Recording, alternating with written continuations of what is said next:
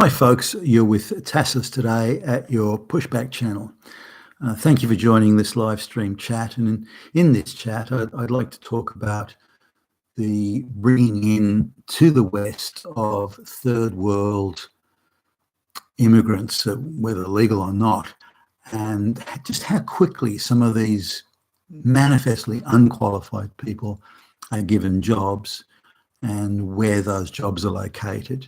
And the fact that these jobs are frequently, maybe not in every case, but frequently being given to these people over the heads, over the top of, and in preference to local citizens and local citizen job candidates.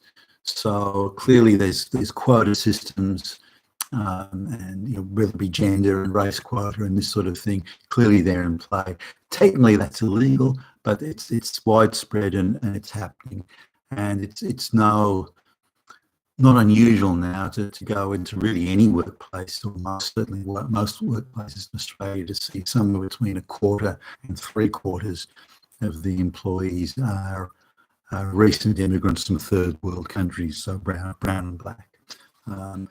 It's also very rare to find that any of these people, any of them, are qualified to be doing the jobs, or that they're so minimally qualified that almost any local candidate would have been preferable, assuming there was any merit at all in the hiring. So I'm going to look at a couple of examples here.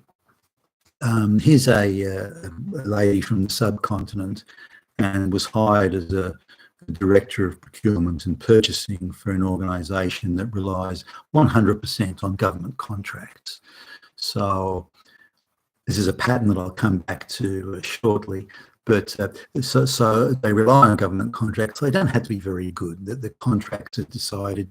These contracts are decided in backroom deals, political deals, cosy deals. So it's not a commercial situation where the company's got the best product at the best price, or the best delivery, or the best service. It's a deal that's been cut between the politicians and the owners of the business, who typically come from the big finance end of town. So they win the contract, and in return the government demands, well, we'll give you this contract, but you have to agree to 50% or 60% or whatever it is of the staff have to be recent immigrants, and they have to be brown and black and female and this sort of thing. So all the minority box ticking quota stuff going on here. So this to give you an idea, though, just how non-meritorious the hiring is. This lady from the subcontinent, she got the job within 2 weeks of arriving in Australia as a migrant, a legal migrant in this case. So that isn't even long enough for the recruitment process to run its course for what's a reasonably senior job. So clearly it was a predetermined outcome here. There was no objective merit-based recruitment or assessing process, far from it. So this lady came from a rural township in India and had never had a real job. She'd worked for the family business, which was in agriculture, so she didn't have to meet some sort of meritorious hiring standard there. Claimed to have some sort of relationship with purchasing, but it was agricultural, and was doing that for some years for the family business, when the family business was a monopoly in that area. So it's, again, not like they had to be good or compete or deliver the best quality service or anything like that. So she then manages to come to Australia, and within 2 weeks has been put into this job. Now, given the thick accent, the fact her qualifications are from a third world, very poor country, then she's effectively got no qualifications or credentials or anything that would suit her for or qualify her for holding this job. So now I don't mind if there is a genuine shortage of skills and people are brought in, say, on 3-year work visas, or even as immigrants in some cases. I don't mind. I don't think anybody would mind if there's a genuine shortage. If there simply aren't the people there, then it's fine to look at these sorts of things. But that's not what's happening. This woman, as an example, was minimally qualified. I would argue completely unqualified for the role. but yet she's been brought in and given a job clearly that's over the top of many better qualified local candidates. And that I've got the problem with. If there was no local candidates, it was a highly skilled job, those sorts of things, there's no problem bringing people in. But those highly skilled migrants, they come from other first world countries. They rarely come from third world countries. So that's one example there. Now, I go to a number of meetings in business and with government departments and public service and also organisations that again are completely dependent on government contracts, or where the government effectively protects them, like say the financial sector. If a big bank, for example, makes some really dumb moves and it looks like they're going to get wiped out, the government will give them taxpayer money to get them through and support them.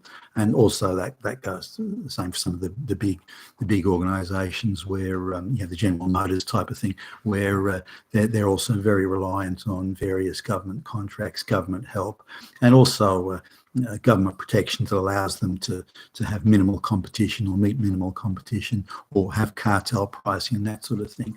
So wherever you see a sector of the economy that does not have to compete to be successful, this is where you see the mass influx of unskilled third world peasants. This is where they're being placed. They're being shoveled in here. But these aren't needed skills. They're absolutely not needed anywhere.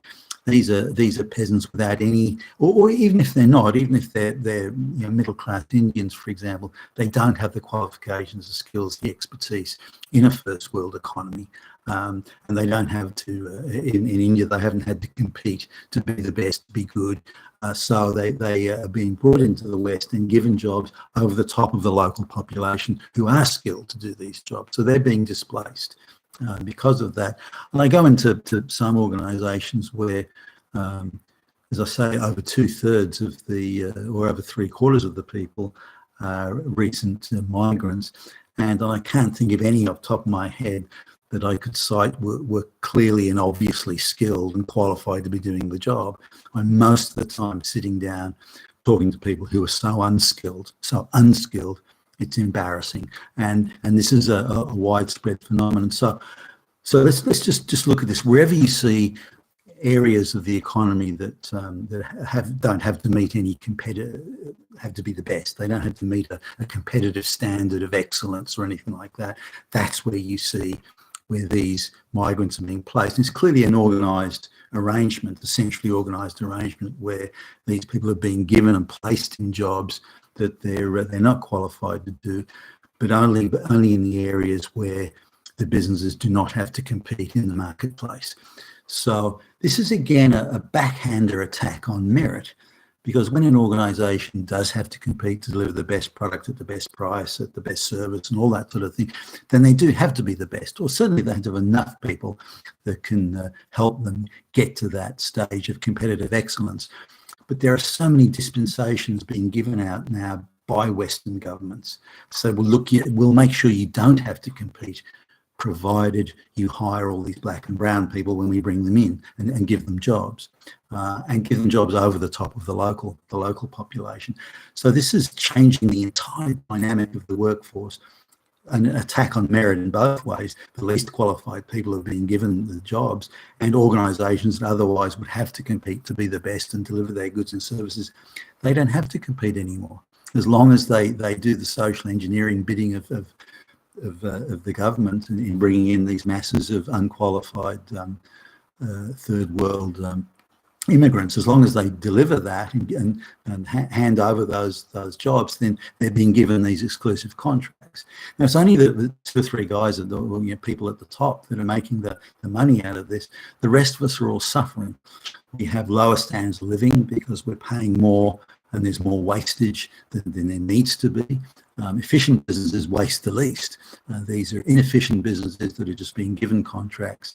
The same goes for the public service. And I have meetings with public servant departments, and there are people there sitting at the top where hardly anyone speaks functional English, and where these some people are still so bewildered. Again, somebody from woman from Bangladesh has arrived here and gets a job almost straight away in the public service, and is quite bewildered by it.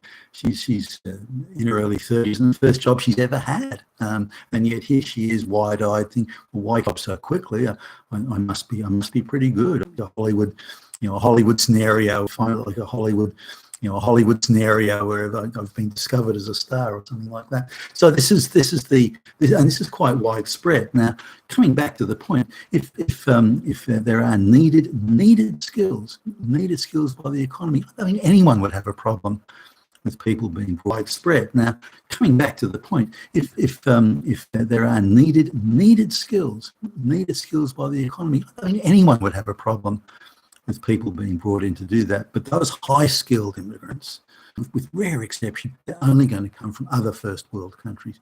They're not going to come from the peasants in rural India or Bangladesh or somewhere like that. People being brought in and given jobs over the top of the local citizens. And I don't think that's going to work. It's reducing standards of living for everybody. It's increasing costs of business, and the government is having to give more and more cosy contracts, more and more protection, and more dispensations. They're all going to pay for that, all going to pay for it down the track, and are already. You've been with Tacitus today, and thank you for listening.